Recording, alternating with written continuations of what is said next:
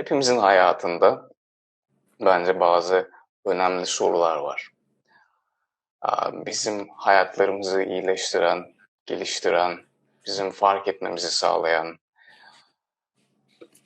bizim daha ileriye gitmemizi ve kendimizi daha ileride görmemizi sağlayan sorular var. Bu sorulardan biri ve bence en önemlilerinden biri benim hayatımda şu. İçimi şenlendiren nedir? Şimdi hepimiz burada izleyenler tam olarak bu anda bu soruyu kendinize sorabilirsiniz. Şimdi bu soruyu sorduğunuzda bir cevap yükselecek. Bu bir kelime olabilir. Bu bir his olabilir. Bu bir süreç olabilir. Bu bir anlatı olabilir. Soruyu kendimize sorduğumuzda bir cevap gelir genelde. Bu şu an gelebilir, yarın gelebilir, bir yıl sonra gelebilir ama mutlaka gelir. Şimdi eğer bir cevap geldiyse ya da gelecekse tam o anda aslında tutkunuzla bir bağlantı kurdunuz. Tutkunuza dokundunuz ya da tutkunuza bir kapı açtınız diyelim. Tutkular insan hayatında çok kıymetli şeyler. Ve sadece insan hayatında değil aslında. Evrenin için çok kıymetli bir şey. Bütün gelişimlerimiz, bütün bilimsel çalışmalar, bütün sanat çalışmaları, bütün kişisel gelişimlerimiz, bütün yaşam gelişimleri hepsi canlılığın ve insanın tutkularından kaynaklanıyor. Einstein'ın bununla ilgili çok güzel bir sözü var. Diyor ki Einstein, aslında hiçbir özel yeteneğim yok. Sadece tutkulu bir biçimde meraklıyım. Şimdi bir işi tutkuyla yaptığımızda bu çok küçük bir işten çok büyük bir işe aralığı değişebilir. Bu işin niteliği her zaman çok fazla değişiyor ve değişen nitelik bize çok önemli bir nicelik olarak karşımıza çıkıyor. Ve şimdi bir insan tutkusunu bulduğunda ya da tutkusunu yaşamaya başladığında o insan için yeni kapılar açılır. Tutkusunu yaşayan insan onun derinine inmek ister. Tutkusundan daha çok şey öğrenmek ister, keşfetmek ister. Ve tutku bir çekirdek yaşam enerjisi doğurur aslında. Bir coşku doğurur, bir amaç doğurur, bir anlam doğurur ki dündü sanırım. Dün TEDx İstanbul'un son şeyinden programından bir konuşma yayınlanmıştı. Mehmet Eroğlu'nun Tanrı ile rekabet etmek diye tavsiye ederim herkese. Çok güzel bir konuşma. Orada Mehmet Eroğlu tam da tutkuyla ilgili çok güzel bir şey söyledi. Dedi ki tutku insanın tutkalıdır dedi. Ben bunu çok beğendim. Yani tutku insanın tutkalıdır ve tutkuyla devam eden, hayatını tutkuyla yaşayan insanlar tutkalla bağlanmış gibi sıkıcı hayatına devam ederler. Fakat tutkusunu yitiren insanlar bağlanmamışçasına hayatlarının devamında dağılırlar, kaybolurlar, yiterler. O yüzden tutkumuzu bulmak, tutkumuzu aramak ve tutkuyu bulduysak bunun peşinden gitmek inanılmaz önemli hayatlarımızda. Şimdi tutkumuzu bulduk ya da arıyoruz ya da bir yerlerinden tuttuk tutkunun ve bunu gerçekleştirmek istiyoruz artık. Bir gerçeğe dönüştürmek istiyoruz. Bundan somut bir şey almak istiyoruz ya da bir hayalden somut bir şey almak istiyoruz.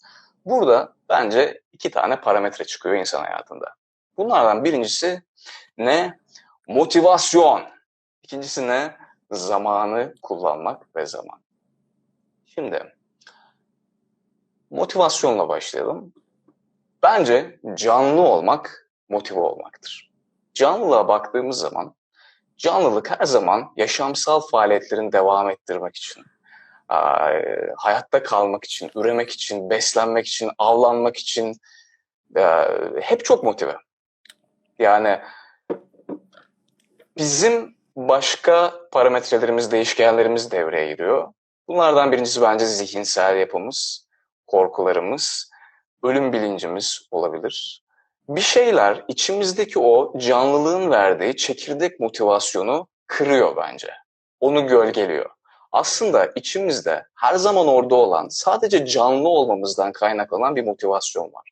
Tek ihtiyacımız olan şey onu bir gölge etmemek. Ona sen bir devam et. Yani beni bir gidip götüreceğin yere götür, ben seni izliyorum demek. Zihinlerimiz özellikle, düşüncelerimiz bir olay üzerine çok fazla düşünürüz, bir şey yapmadan önce çok fazla düşünürüz, bir eyleme geçmeden önce çok fazla düşünürüz ve o çekirdek motivasyonumuz, canlılığın verdiği o çekirdek motivasyonumuz genelde kaybolur. Yani bu canlılığı motivasyonundan bahsettiğim şey ne yani? Mesela bir sarmaşık bir duvarda ilerlemek için ya da bir yol bulmak için her zaman çok motive ya da bir aslan işte avlanmak için çok motive. O canlılığı hatırlamamız lazım. Sadece çocuklara bakabiliriz bazen. Çocuklara baktığımızda da o motivasyonu görüyoruz. Şimdi burada biraz duralım. Burada ben kendi hayatımdan bir hikaye anlatacağım. Tutkulardan konuştuk. İşte tutkuları gerçekleştirmek için parametrelerimiz var. Motivasyon ve zamanı kullanmak. Şimdi 2015'in sonlarında, yaz aylarında ben Norveç'e gittim. Norveç'te çok güzel, sert, macera dolu bir sırt çantalı yolculuk yaptım. Norveç'ten İzlanda'ya gittim. İzlanda'da da harika, nefis bir yolculuk yaptım. Ve çok fazla insanla tanıştım bu yolculuklarda. İşte sırt çantalı bir yolculuk otostopla yapıyorum. İnanılmaz keyifli insanlarla tanışıyorum. İnanılmaz güzel insanlarla tanışıyorum. Norveç'te de öyle, İzlanda'da öyle ve çok uzun süren, çok fazla uzun değil ama belli bir süre alan 1,5 aya yakın bir yolculuktu. Sonra ben bu yolculukta insanlardan inanılmaz şeyler öğrendiğimi fark ettim. İnsan keşfetmeye çok açık bir canlı olarak gözükmeye başladı bana. İnsandan çok şey öğreniyorum. İnsanın derinliklerini anlamaya başlıyorum. Ve insanı hayatımda aslında yeni yeni bu kadar keşfettiğimi, yeni yeni bu kadar sevdiğimi anlamaya başladım. Ve İzlanda'da bir kasabada yürüyorum. Sonra bir şey fark ettim orada İzlanda'da bir kasabada yürürken. İçim şenlenmişti insanla ilgili. Ve orada fark ettim ki bir tutkuya dönüşmüş aslında insan benim için. Ve bu tutku, bu enerji, oradaki bu coşku, bu ilham orada bir projeye dönüştü. Orada bir projeye başladım ben. ATV 10,000 People, 10.000 insanla çay. Bu ufak bir tutkuydu. Kendim için yapmak istediğim. Temelinde ülkelere gidip insanlarla seyahat edip insanların hikayelerini dinlediğim, fotoğraflarını çektiğim, bunları biriktirdiğim bir şeydi. Fakat bu küçük tutku çok büyük yerlere dönüştü. Ben buna başladıktan sonra ülkelerden insanlar, binlerce insan beni ülkelerine davet ettiler. Hikayelerini dinlemem için, onlarla sohbet etmem için. Uluslararası, ulusal gazeteler, dergiler benimle röportajlar yaptılar. Çok keyifli şeyler yaşadım. Bu projeye başladıktan sonra ben buna birkaç yıl devam ettim. Üniversitenin son yılından şu ana kadar da bir ara verdim. Şimdi yeniden profesyonel bir şey oluşturuyoruz. Bunun için bir temel ve işte dijital bir platform oluşturuyoruz. Yeniden buna başlayacağız. Ve 2000'den fazla insanla tanıştım sadece proje içinde. Ve tam olarak o İzlanda'daki içimin şenlendiği ve üzerine gitmemi hissettiğim o tutkuyu bir gerçeğe dönüştürdüm aslında. Şimdi burada zaman tarafına dönmek istiyorum olayın. Ben projeye başladığımda tıp fakültesindeydim. Tıp fakültesinde okuyorum, sınavlar var, birçok şeyle uğraşıyorum. Kolay değil. Bir anda kendimi bir de dijital projenin içinde buldum. Şimdi ben o zamana kadar ne dijital proje bilirim, ne fotoğraf çekmeyi profesyonel bilirim, ne fotoğraf düzenlemeyi bilirim, ne o kadar sosyoloji bilirim. Yani bir sosyoloji projesinin içine girdim aslında kendim. Ne de dijital dünyada bir proje yönetilir bilirim. O yüzden bir şeyler öğrenmek zorunda kaldım. Ve aynı zamanda işte ben edebiyatla uğraşıyorum, müzikle uğraşıyorum, bir şeyler daha yapmak istiyorum hayatla. Bir anda böyle çok kısıtlı bir zamanın içine çok fazla şey sıkıştırmam gerektiğini fark ettim. Ve zamanın değeri ve kıymetiyle en vurucu tanıştığım yerlerden biri de burası oldu. Şimdi bakıyorum hayatıma, yani ben fakülteye mi çalışayım, sınavlarımı geçeyim, bunu mu yapayım? Tamam dedim, o zaman zamanı kullanmayı öğrenmem lazım benim.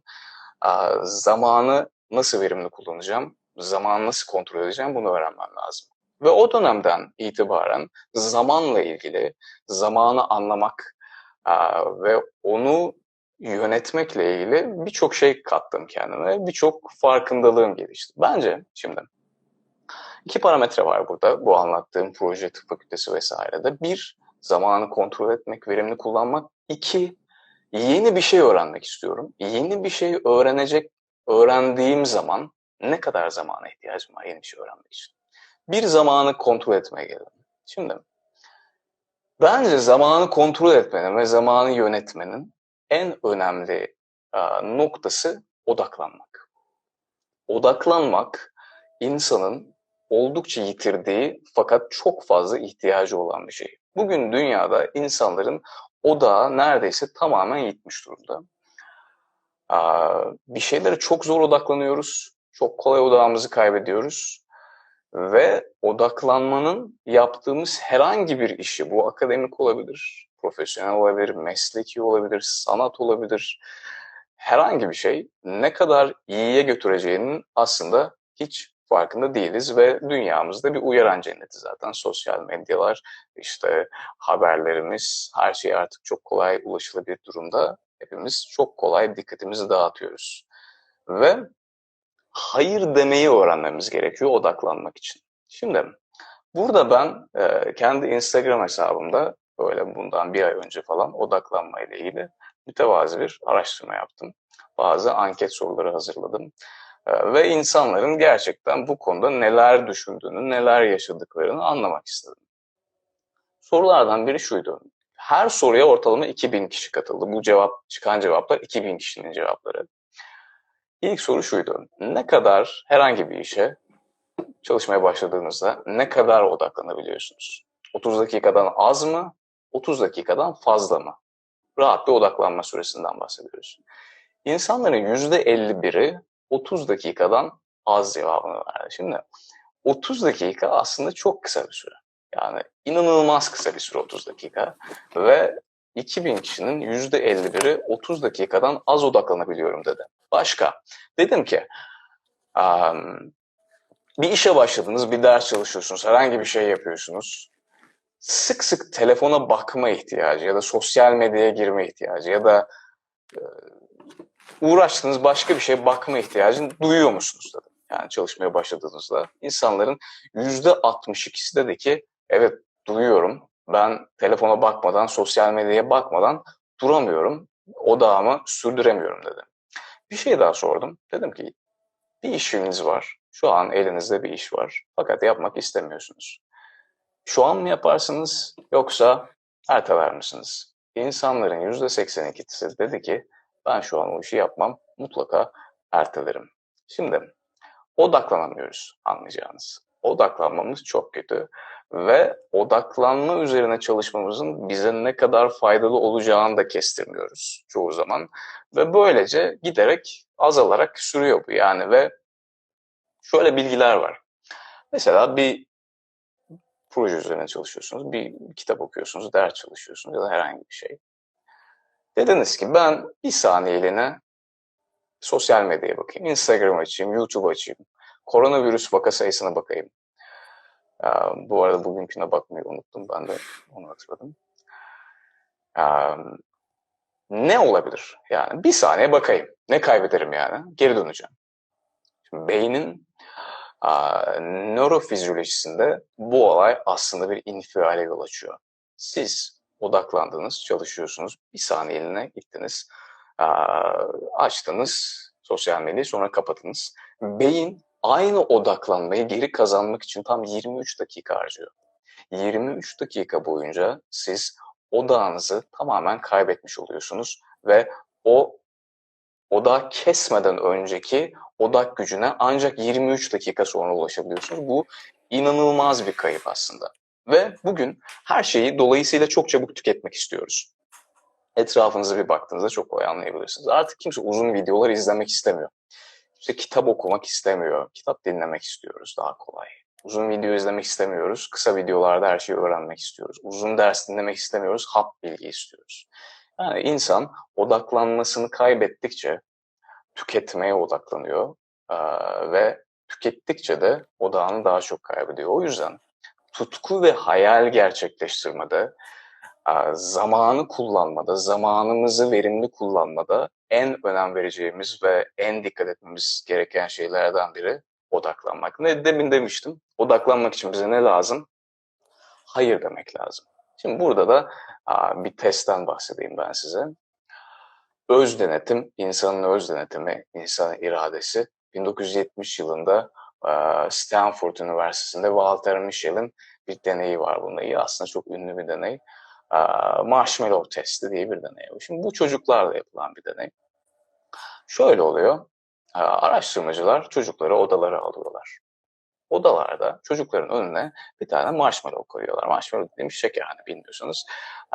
Şeker diyelim, şeker koyuyorlar. Diyorlar ki sevgili çocuklar, bu şekeri şu an yiyebilirsiniz. Serbestsiniz. Fakat şöyle de yapabiliriz. Ben odadan çıkacağım. Odaya geri geleceğim. Eğer bu süreç boyunca sen bu şekeri yemezsen ben sana bir şeker daha vereceğim. 2 şeker yiyebileceksin. Yani kendini denetleyebilirsen zevki katlayabileceksin. Ya da şu an hemen zevk alabilirsin. Çocukların bir kısmı şekerleri yiyor, bir kısmı da yemiyor. Bunların ülkeler arası da farklı sonuçları var. Mesela Kamerun'dakilerin %70'i yemiyorken Almanya'dakilerin %30'u yiyor gibi. Neyse, onu bir kenara bırakalım. Ben de telefonu düşürmedim. Şimdi sonra bu çalışmanın follow-up çalışmaları yapılıyor. Follow-up ne? Devam çalışmaları. Devam çalışmalarda bu çocukları izliyorlar. Ya tamam, bu çocukların bazıları marshmallow şekeri yedi, bazıları yemedi. Ne oldu bu çocukların hayatında, bu kadar önemli mi bitti bunlar şimdi? Neye yol açtılar? Ve izledikten sonra çocukları şöyle bir şey varıyorlar. Marshmallow şekeri yemeyen çocuklar hayatlarında %50 daha başarılı oluyorlar akademik anlamda ve profesyonel anlamda. Sadece başarılı olmuyorlar, %50 daha az bağımlı oluyorlar. Herhangi bir şeye. Herhangi bir şeye bağımlılıktan bahsediyorum. Dolayısıyla çocukluktan başlayarak bu öz denetimin ve insan iradesinin ne kadar önemli olduğunu anlıyoruz aslında. Hayatımızın devamı için ne kadar kıymetli olduğunu anlıyoruz. Öz denetim yoksa yaratılabilir, varsa geliştirilebilir. Yani o kadar bunlar odaklanmada, öz denetimde gökten inen şeyler değil. Bütün kişisel özellikler geliştirilebilir şeyler, kuvvetlendirilebilir şeyler. Yani siz eğer öz denetiminizde ya ben iradeli olamıyorum, ben hayır diyemiyorum, ben kendimi denetleyemiyorum diyorsanız bunun üzerine gayet çalışabilirsiniz ve bunu geliştirebilirsiniz. Şimdi ne demiştim? Proje kısmına başladığımda hayatım bir zaman sıkışmasına girdi ve burada iki kısma odaklanmıştım. Bir, zamanı kontrol etmek, verimli kullanmak. İki, yeni bir şey öğrenmek istiyorum ben. Yeni bir şey öğrenmek istediğimde ne kadar zamana ihtiyacım var? Şimdi burada şöyle bir yere varalım. Malcolm Gladwell'i belki duymuşsunuzdur. Outliers diye bir kitabı var. Çok severim. Çizginin dışındakiler. Şimdi Malcolm Gladwell bu konuda diyor ki bir konuda, bir yetenekte, bir işte ustalaşmak için, bir şeyde ustalaşmamız için 10.000 saate ihtiyacımız var. 10.000 saat. Beatles örneğini veriyor, Bill Gates örneğini veriyor, başka ünlü isimlerin örnekleri var. Hayatlarındaki 10.000 saate ulaşmalarındaki şansı anlatıyor onlara. Nasıl hayatlarının insanların bu 10.000 saatlere ulaşmasını kolaylaştırdığını anlatıyor ve mesela Beatles'ın örneği işte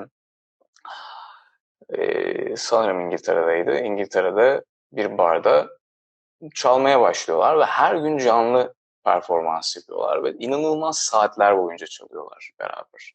Ve bu onların bu pratik etme hallerini çok geliştiriyor. Şimdi neyse 10.000 saate dönelim. Şimdi 10.000 saati bir böyle daha dikkatli baktığımızda günde 8 saat desek 1250 gün yapıyor. Yani kısa bir süre değil. Aslında göz korkutucu da olabilir. Şimdi o zaman bizim bir şey öğrenmek istiyorum ben. Bir konuda yeteneğim olduğunu hissediyorum ya da sıfırdan bir şey yapmak istiyorum. 10.000 saatte mi ihtiyacım var yani gerçekten bunda ustalaşmak için? 10.000 saatten başka bunu yapabileceğim bir şans yok mu? İşte tam burada Josh Kaufman diye bir insanın güzel bir TEDx konuşması var. Burada bahsettiği bir şey var. Öğrenmenin ilk 20 saati Josh Kaufman, izleyebilirsiniz, gayet güzeldir. Burada bir şey anlatıyor. Şimdi bir iki kalem bulayım burada size. Bir grafik göstereyim. Şimdi şu bizim grafiğimiz olsun. Tamam mı? Josh Kaufman'ın anlattığı şeyi ben size özetleyeceğim burada. Şurası, bu grafiğin bu ekseni, yeteneklerimizde, işlerimizde, geliştirmek istediğimiz şeylerde ilerleme mesafemiz olsun. Yukarı çıktıkça ustalaşıyoruz. Tamam mı? Yukarı çıktıkça ustalaşıyoruz. Alttaki grafiğimiz ise zaman olsun. Şimdi bu grafik nasıl ilerleyecek? Herhangi bir yetenek geliştirmek istiyorum. Biraz uzakta tutayım, görünmüyor. Şimdi hayatınızda bir şeylere bakın, yaptığınız, geliştirdiğiniz yetenekler, yeni öğrendiğiniz bir program, yeni öğrendiğiniz bir ders, herhangi bir şey. Önce ne yaparız? Kısa zamanlar geçiririz ve çok şey öğreniriz. Bir enstrümanın kaba taslak notalarını, nereye tutacağımızı, nasıl basacağımızı, bir şeyleri bir hızlı öğreniriz. Yeni bir yazılım öğrenirken bunu yine hızlı yaparız. Kaba taslak şeyleri hızlı öğreniriz. O zaman önce ne olur? Biz zaman ekseninde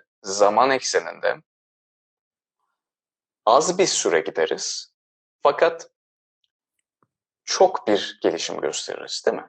Önce böyle başlar bir şeylerde yetenek geliştirmek, bir şeylerimizi ilerletmek. Fakat sonra bu iş aslında böyle devam etmez. Sonra gittikçe fazla zaman harcamaya başlarız. Artık belli bir seviyede bir şey biliyoruzdur. Gittikçe fazla zaman harcarız fakat bu sefer harcadığımız zamana oranla kazandığımız yetenek gelişimi oransal olarak daha düşük olur. O zaman bu grafik nasıl ilerleyecek? Bu grafik şöyle ilerleyecek, değil mi? Sanki plato çizecek, düzleşecek gibi ilerleyecek. Fakat ne olacak? Asla düzleşmeyecek. Zaman devam ettikçe bir şeyler sonsuza dek gelişmeye devam edecek. Fakat artık eskisi gibi o ivmeyi korumayacak, ivmesi azalacak. Şimdi diyor ki Josh Kaufman, tamam diyor, 10.000 saat ustalaşma orada. Tamam. Peki ya bir yer yok mu? Bir yer yok mu? Benim bir yeteneği, bir işi, bir hakim olduğumu hissedecek kadar yaptığım, aynı zamanda kendimi düzeltebilecek kadar bildiğim bir yer yok mu? Buraya ulaşmak ne kadar sürer? Bununla ilgili araştırmalar yapıyor, çalışmalar yapıyor ve diyor ki bu grafik böyle ilerliyor ya düzleşirken. Şurada, keşke burada çizebilsem ama çizemiyorum. Hayali görmeye çalışın. Şurada tam yataylaşmaya ilk başladığı yerde, ivmenin iyice düştüğü yerde, plato çizmeye çok yaklaştığı yerde bir yer var diyor. Bir nokta var diyor. O noktaya ne kadar sürede ulaşabileceğime baktım ben diyor. Ne kadar sürede o noktaya gelebileceğimizi anlamaya çalıştım diyor. Ve bu nokta 20 saat diyor. Yani bir yetenek geliştirmek istiyorum. Yeni bir enstrüman öğrenmek istiyorum. Yeni bir dil öğrenmek istiyorum. Yeni bir yazılım öğrenmek istiyorum. 20 saatim var. 20 saat sonra bu öğrendiğim şeyi kendimi düzeltebilecek kadar, basit şeyleri gerçekleştirebilecek kadar öğrenebilirim. Onun kendi örneği ukulele öğrenmekti mesela. Sıfırdan ukulele çalmaya başlamış ve TEDx konuşmasının içinde güzel böyle bir nüans yapmış. 20. saatini doldurmuş ve orada çok güzel bir biçimde basit şarkılar çaldı, 3 akorlu. Gayet keyifli biçimde ilerledi. Şimdi bu neden önemli? 10.000 saatiniz varsa lütfen 10.000 saati kullanın. 10.000 saat boyunca ustalaşın yapmak istediğinizde. Onun yerini hiçbir şey tutamaz. Hiçbir söylediğimiz onun yerini tutamaz. Fakat bu neden önemli? Bir tutkumda ilerlemek istiyorum. Bir hayalimi gerçekleştirmek istiyorum. Bana motivasyon lazım. Bana motivasyon lazım. Şimdi gözümü baştan çok korkutursam bir şeye başlamam da ilerlemem de o kadar zorlaşır. O yüzden önce motive olabilmem lazım. İşte bu 20 saat bilgisi benim için bu yüzden önemli. Bu 20 saat bilgisini lütfen kullanın ve konuşmayı da izleyebilirsiniz. Gayet keyifli bir konuşma, eğlenceli bir konuşma. 10.000 saatte gözünüzü korkutmasın. Şimdi tutkular üzerine konuştuk. Zaman üzerine konuştuk. Tutkuları gerçeklere dönüştürmek için Zamana ve zamanı kullanmaya ihtiyacımız var. Cesaret göstermeye ihtiyacımız var ve kendimiz olmaya ihtiyacımız var. Cesaret de motivasyon gibi her zaman insanın içinde olan bir şey. Güç de içinizde, cesaret de içinizde. Yine yaptığımız şey zihin, bilinç, düşünceler, korkularla bunu gölge etmek oluyor genelde. Ve tutkularla ilgili şöyle bir şeyler söylemek istiyorum. Bitireceğim yavaş yavaş. Tutkular size ait olan şeyler. Hiçbirimizin tutkusu tam olarak birbirine benzemez. Hiçbirimizin tutkusu birbirini karşılamaz. Benim tutkumun bana hissettirdiği şey sende aynı şekilde ilerlemez. Ve hepimizin canlı olarak burada bir yolculuğu var. Ve bu yolculukta öğreneceğimiz şeyler var, deneyimleyeceğimiz şeyler var. Tutkular bence o öğrenmemiz gereken şeylerde, geliştirmemiz gereken şeylerde bu deneyimlere ışık tutuyorlar. Hepimizin hayattan beklediği bazı cevaplar var. Amaçlar, anlamlar, bir şeyler, değil mi? Deneyimler. Tutkular bizim kendimize ait olan cevapları ilerletmemizi sağlıyorlar. O yüzden size ait olan tutkular bu yüzden çok önemli. Yani tutkuların bu yüzden kesinlikle peşinden gitmek zorundasınız. Çünkü siz yapmazsanız başka kimse sizin tutkularınız için peşinden gitmeyecek. Şimdi garantiler yok hayatımızda. Garanti aramamamız gerekiyor. Burada Walsh'ın bir sözüne yer vereyim. Diyor ki Walsh, garanti istiyorsanız hayatı istemiyorsunuz demektir diyor. Tutkular size aitler.